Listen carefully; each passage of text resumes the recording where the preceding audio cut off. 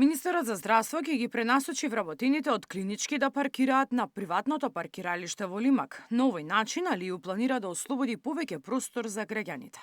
Се работи за околу 300 паркинг места од вкупно 2500 вработени.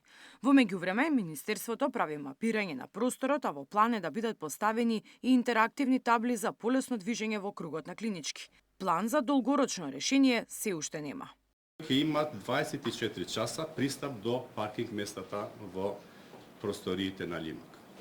Од 1 јули овој паркинг простор ќе биде ставен во функција и достапен 24 часа, се наоѓа на оддалеченост од приближно 5 минути пешачење од било која клиника во Мајка Тереза.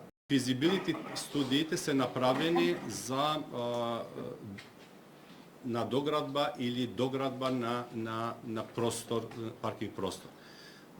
Јас, како што реков, паркингот мора да биде поврзан и иднината на паркингот мора да биде поврзана со иднината на клиничкиот центар. Меѓу првите работи на кои се фокусира е да промени методологијата на креирање буџет на здравството, а најави и платформа со помош на вештачка интелигенција, на која секој граѓанин ќе добива брзо одговор на сите прашања.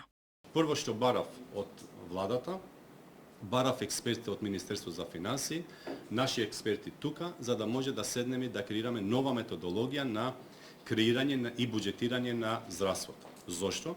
Веќе здравството е многу специфично и не може да креирате буџет базиран на историја 10 години заради демографија, заради нови болести, нов пристап.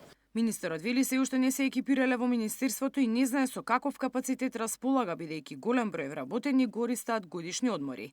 Токму поради таа причина и не може да донесе оценка какви се состојбите во здравството од кога стапил на функција. Мирена Давидовска, Сител телевизија.